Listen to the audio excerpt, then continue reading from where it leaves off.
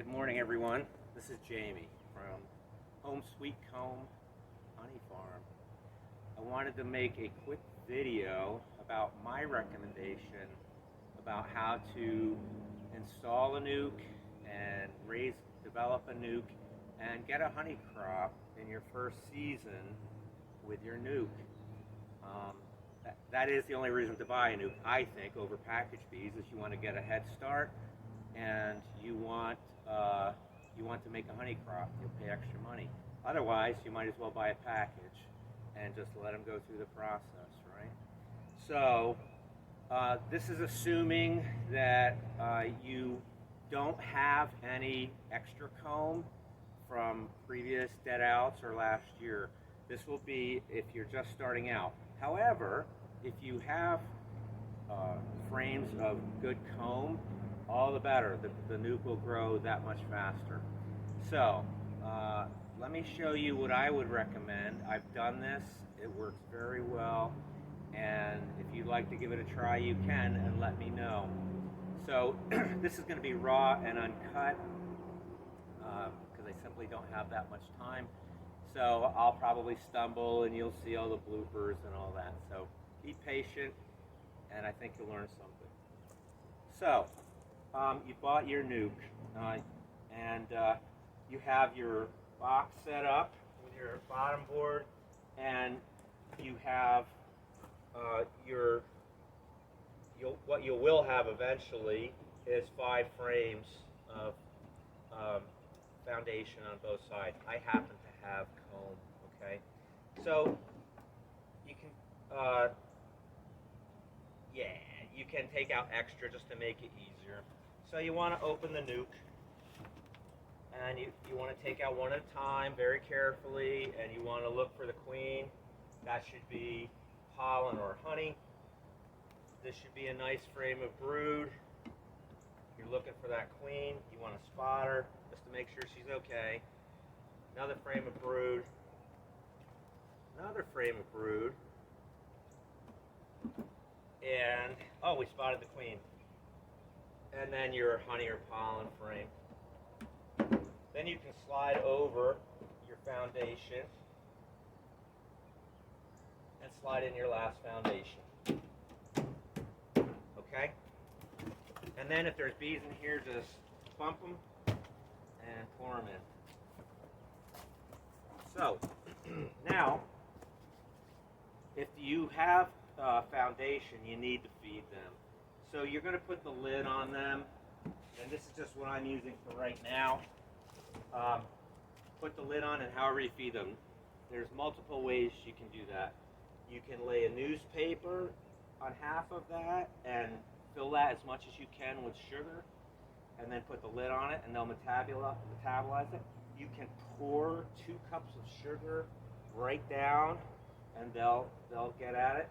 The best way is liquid feed, right? Right now you would do 1-to-1 sugar and water. You can even make it 0.5-to-1 or 0.75-to-1. Make it really light syrup because that's closer to probably nectar at this point.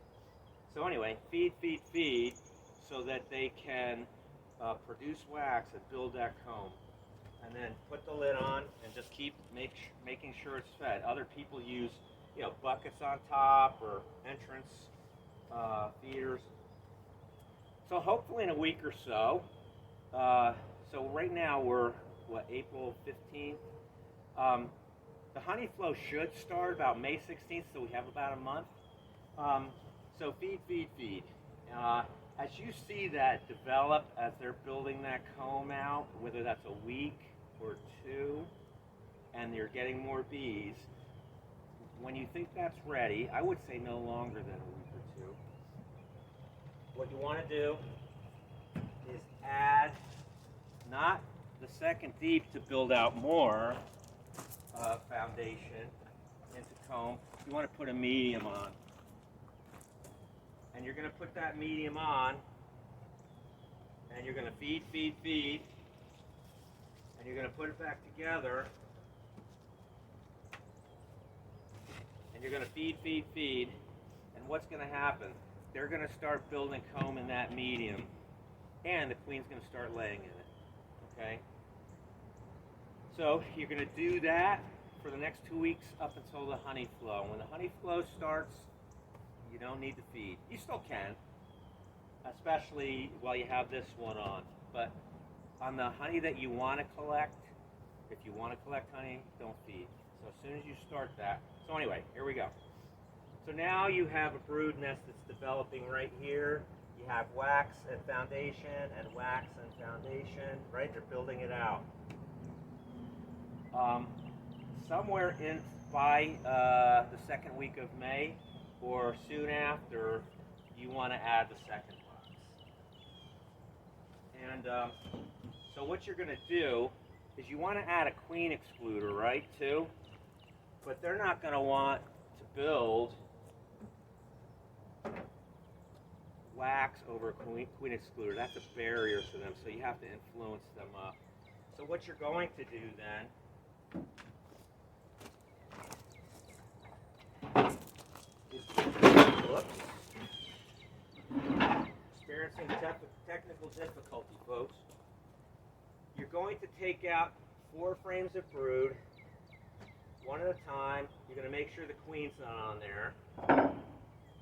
And if you want to make sure to shake her out, hold it diagonal, corner to corner, so you have lots of room. Shake, set it off to the side, shake. If you see the queen, you don't have to shake. Just drop her down. Actually, yes. Drop her back down. Shake just in case. Shake just in case. Okay. Now you should have some more brood here. And even if you don't, you're going to push this together so that you'll have brood here. And then replace those 4, or however many brood you have, and replace them here. So now you have, excuse me, I'll get there. So now you have hopefully 2 or 3 or 4 frames of brood there. The queen is down below, and you're going to take this 4 frames of brood, and you're going to put it in the center.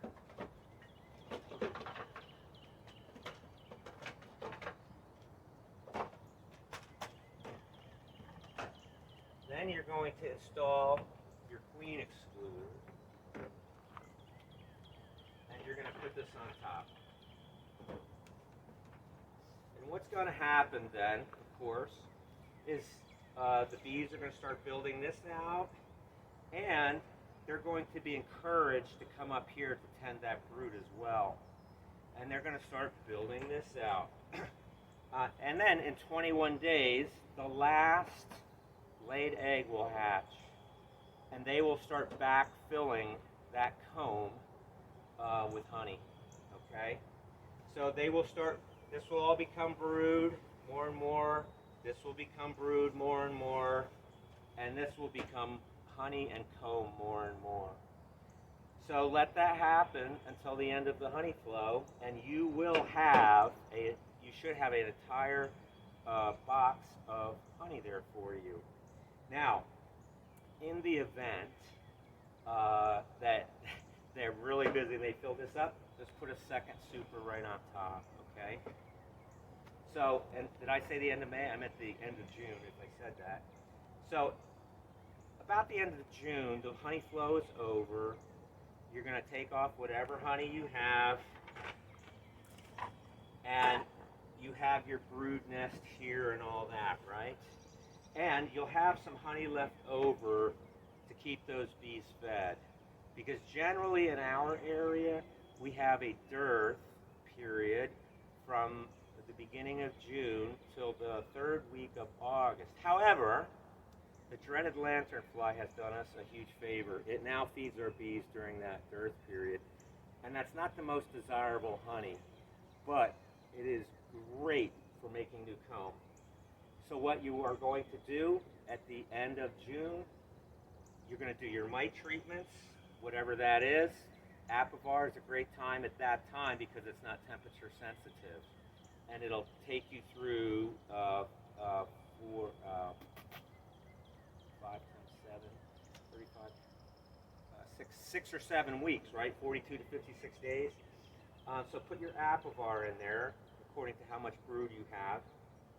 And what you're going to do, after you take the supers off, is now you're going to take your deep box and put it on top, and that's all foundation,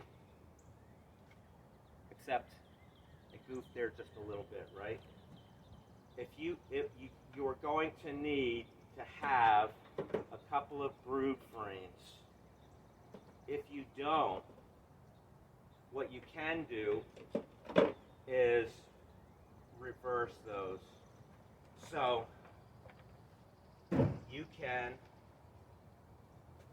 take these out, inspect for the queen, inspect and do the shake bit, right? Put your box of foundation on. The queen is now down here. This is all foundation. The bees will build this out with the lanternfly honeydew honey, and you're going to put your excluder on. You're going to put your brood and honey on top, so there will be feed and young. And what they'll do is they'll build that out and they'll make that a brood nest, but they'll collect so much lanternfly honeydew in those 6 weeks that they will make all new comb, and they will fill that with honey. And that will be your winter feed that will be collected during the fall dearth or the summer dearth. That will be your winter feed, and it will be full because they fill them up. If you don't do that, you will fill the brood nest down here with honey, and they'll have no place. The queen will have no place to lay. In the meantime, in 21 days, the last bees will hatch out of here. And when the 3rd week of August comes around, and the Japanese knotweed blooms, and then goldenrod and aster, for the whole half month of August and the whole month of September, if this is filled, they're going to fill this again with those 3 sources of nectar, and they'll make honey. So at that time, at the 1st of October, you can remove that as another super of honey. They will continue to, as long as the weather's warm, to put honey in here, and this will be fully packed with honey. And I tried to save a good frame that looks like this. That's partially filled, but I had completely full boxes that I couldn't even lift, you know. I wish I had more to show you, but I've used them for my nukes. But trust me, they will be filled. So you'll have at least one from the spring and one from the 2, which, you know, that's going to be 60 pounds of honey. And then, you know, you got to do your mite treatments, right? Again in the fall, whatever you choose, and you're going to put them to bed for the winter, and you'll see them next February. I hope that made sense. The last thing I want to say, if I have room on the video, is this is all depending on the fact that you got nukes with 0 to 1 mite counts. If you bought nukes and you test them right away, and they have anything over 2, you have to treat, right? Those hives are sick and getting sicker, and you can't treat during a honey collection. So that's why I sell my nukes with 0 to 1 mite counts. That's what I shoot for. And otherwise, there's no sense in buying a nuke, right? If you have a nuke with an apivar strip in it when you buy it, it's supposed to be in there from 6 weeks. So that will be 2 weeks into the honey flow at this point, and then you're supposed to wait 2 weeks after you pull it. So you're going to miss the honey flow. So why did you spend that extra money on a nuke, right? So my advice to you is, if you did buy nukes with strips, you should do a mite count immediately after purchase. If they are 0 to 1s, you can let that strip go in there keep it in there first or second week of May or before. Give yourself enough time. That will kill the mites. Throw them out. Let that evaporate, disseminate, whatever, and then you can continue that process. You just got to what I said, or you can pull those strips out right now if they're 0 to 1s, and that way your combs won't be affected by that at all. So there you go. I hope that helps. I hope this comes across well. I think it's a great strategy in northwest New Jersey and other areas that have the benefit of the lanternfly. And by the way, the lanternfly honey has an off taste, but when it's combined with the fall nectar sources, actually is a favorite by many of my customers. But when it's with the early spring honey, it's not so good. So that's why you want to make your first pull right at the end of June. So anyway, hope that's helpful. Be sure to leave your comments, like, and subscribe. It's, like I said, it's a beautiful morning. I have 8:15, and it's going to be 90 degrees today, and then it's going to cool down for a little bit. So I hope you have a great bee season. God bless.